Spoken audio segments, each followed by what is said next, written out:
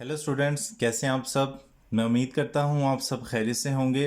आज की इस वीडियो में हम स्टार्ट करेंगे चैप्टर नंबर 7, जिसका नाम है linear equations and inequalities. Students, ये काफ़ी आसान चैप्टर है लीनियर इक्वेशंस का। इसमें से आपको पेपर में शॉर्ट क्वेश्चन, लॉन्ग क्वेश्चन और एमसीक्यूज तमाम चीज़ें पूछी जाती हैं। अब हम सबसे पहले समझ लेते हैं कि जो चैप्टर का नाम है, जो इसमें नाम लिखे हुए हैं, इनका क्या मतलब है। देखिए, सबसे पहले तो इसमें लिखा हुआ है linear equations and inequalities. Equations ऐसी अलजेब्रिक एक्सप्रेशन होती है जिसमें इक्वल टू का साइन आ रहा हो। जैसे फॉर एग्जांपल, ये एक अलजेब्रिक एक्सप्रेशन लिख रहा हूँ मैं, और इसमें आप देख रहे हैं इक्वल टू का निशान आ रहा है। ऐसी अलजेब्रिक एक्सप्रेशन जिसमें इक्वल टू का निशान आए उसको इक्वेशन बोलते हैं। और ऐसी अलजेब्रिक एक्सप्रेशन जिसमें इनइक्वालिटी साइन है, इनइक्वालिटी साइन स्टूडेंट्स चार होते हैं: less than, greater than, less than, equal to, greater than equal to. ये चार साइंस इनइक्वालिटी साइंस कहलाते हैं।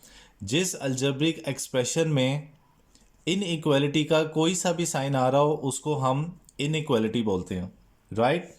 जिस अलजेब्रिक एक्सप्रेशन में इक्वल का निशान आ रहा हो वो इक्वेशन है, और जिस अलजेब्रिक एक्सप्रेशन में इनइक्वालिटी का साइन आ रहा होगा वो इनइक्वालिटी है। तो ये तो क्लियर हो गया इक्वेशंस क्या है और इनइक्वालिटीज क्या है।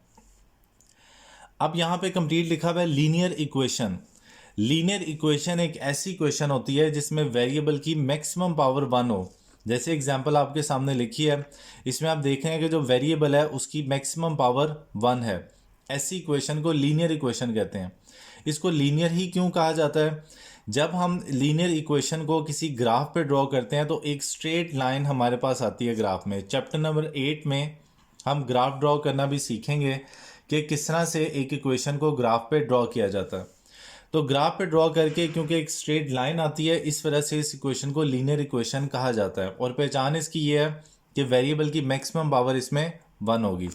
जैसे ये एग्जांपल है, जैसे कि example 3x plus 9 is equal to 18। ठीक है जी, ये दो एग्जांपल्स यहाँ पे मैंने लिखे हैं लीनियर इक्वेशंस की। अब लीनियर इक्वेशन की डेफिनेशन अगर पेपर में आएगी तो आपने इस तरह से लिखनी है। ये मैं यहाँ पे इस तरह से इसलिए लिखता हूँ, वैसे मैं आपको बुक से भी अंडरलाइन करवा सकता हूँ, लेकिन आपको दिखाना मकसद होता है कि पेपर में जब आएगी तो आपने किस तरह से डेफिनेशन को अटेम्प्ट करना है विद एग्जाम्पल। प्रेजेंटेशन 9 क्लास में बहुत मैटर करती है। मैट्रिक और इंटर में प्रेजेंटेशन आपकी बहुत मैटर करती है। क्वेश्चन ठीक होने के साथ साथ आपके पेपर प्रेजेंटेशन भी बड़ी एक्यूरेट होनी चाहिए।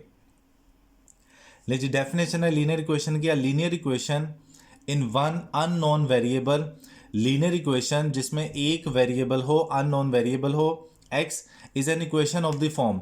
ये ऐसी इक्वेशन होती है जो इस तरह की होती है। ये इसकी स्टैंडर्ड फॉर्म है। स्टैंडर्ड फॉर्म का मतलब कि एक इसमें x वाली टर्म होगी, एक इसमें x के बगैर वाली टर्म होगी, और इक्वेशन के दूसरी तरफ जीरो भी हो सकता है, यहाँ कोई वैल्यू भी हो सकती है। अब ए बी क्या है? Where A B belongs to real number. अब इस वेरिएबल के अलावा जो वेरिएबल का कोफिशिएंट है वो कोई भी रियल नंबर हो सकता है। जैसे ये भी क्वेश्चन है 3 - 3x प्लस 7, यानी x का कोफिशिएंट पॉजिटिव नंबर भी है, नेगेटिव भी है। या x 1/2x plus 7 is equal to 9 fraction में भी हो सकता है, या √2x plus 7 is equal to 11, या रेडिकल में भी हो सकता है। यानी कि वेरिएबल के अलावा जो जितने नंबर्स आपको नज़र आ रहे हैं, चाहे वो कोफिशिएंट हो चाहे वो कांस्टेंट हो, वो कोई भी रियल नंबर हो सकता है। फॉर एग्जाम्पल आपने ज़रूरी नहीं बुक वाली याद करें, आप खुद से भी एग्जाम्पल्स बना के लिख सकते हैं। बस वेरिएबल की मैक्सिमम पावर 1 होनी चाहिए। जैसे 3x plus 5 7x is equal to 9, ये दोनों लीनियर इक्वेशन की एग्जाम्पल हैं। उसके बाद है सोल्यूशन ऑफ लीनियर इक्वेशन। अब सोल्यूशन क्या होता है? देखिए, सॉल्व करने वाले क्वेश्चन तो शायद आपने छोटी क्लासेस में किए हो।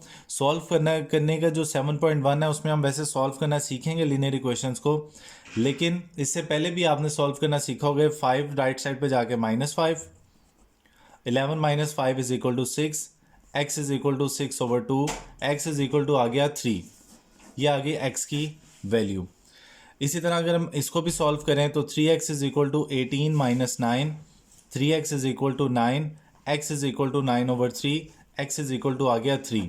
ये मैंने x की वैल्यू फाइंड किया। अब इस x की वैल्यू का होता क्या? अब जैसे ये एक इक्वेशन है, इस इक्वेशन में अगर मैं x की ये वैल्यू पुट कर दूं, जहाँ पे x लिखा है वहाँ पे x की वैल्यू पुट करूँ तो देखें क्या आएगा। 2 into 3 plus 5 is equal to 11, 2 3 ज़ा 6 plus 5 is equal to 11, 11 is equal to 11। तो x की वैल्यू सॉल्व करके ऐसी वैल्यू आती है जिसको जब हम इक्वेशन में पुट करें तो इक्वेशन ट्रू आती है, यानी कि इक्वेशन की दोनों साइड्स की वैल्यू हमेशा इक्वल आएगी। ऐसी वैल्यू जो कि इक्वेशन की स्टेटमेंट को ट्रू प्रूफ कर दे, ऐसी वैल्यू को उस इक्वेशन का सोल्यूशन बोलते हैं। सिंपल, जो x की वैल्यू आएगी उससे हम उस इक्वेशन का सोल्यूशन बोलेंगे। देखें इसकी डेफिनेशन अगर आपको पेपर में आती है, a solution to a linear equation is any substitute for the variable x। किसी भी लीनियर इक्वेशन का सोल्यूशन एक ऐसी वैल्यू है वेरिएबल की that makes a statement true, जो कि स्टेटमेंट को ट्रू प्रूफ करे। यानी कि जब वैल्यू पुट करें तो इक्वेशन के दोनों साइड्स की वैल्यू सेम आए, तो ऐसी वैल्यू को, वेरिएबल की वैल्यू को हम उस इक्वेशन का सॉल्यूशन कहते हैं। नेक्स्ट डेफिनेशन है जो कि एमसीक्यू में अक्सर पूछी जाती है, equivalent equations. Two linear equations are said to be equivalent if they have exactly the same solution. जैसे ये एक एग्जांपल के तौर पे यहाँ पे मैंने दो इक्वेशंस लिखी हैं, उन दोनों इक्वेशंस को जब सॉल्व किया तो आप देखें सॉल्यूशन दोनों का सेम आया, एक्स की वैल्यू दोनों की सेम है। ऐसी क्वेश्चंस जो कि देखने में तो डिफरेंट हैं लेकिन उनका सॉल्यूशन सेम है, ऐसी क्वेश्चंस को इक्विवेलेंट इक्वेशंस कहते हैं। Two linear equations are said to be equivalent if they have exactly the same solution. Last definition है जो 7.1 से पहले है, वो है radical equation. An equation in which variable occurs under radical sign. ऐसी क्वेश्चन जिसमें वेरिएबल रेडिकल साइन के नीचे लिखा हो, ऐसी इक्वेशन को रेडिकल इक्वेशन कहते हैं। जैसे आप देखें रेडिकल साइन है x plus 5, x radical sign के नीचे है। यहाँ भी under root x is equal to 4, यहाँ भी वेरिएबल रेडिकल साइन के नीचे है। तो ऐसी इक्वेशन जिसमें वेरिएबल रेडिकल साइन के नीचे लिखा हो उसको रेडिकल इक्वेशन बोलते हैं। तो ये 4 डेफिनेशन 7.1 से पहले हैं जिन्हें आपने याद करना है 7.1 करने से पहले। ओके।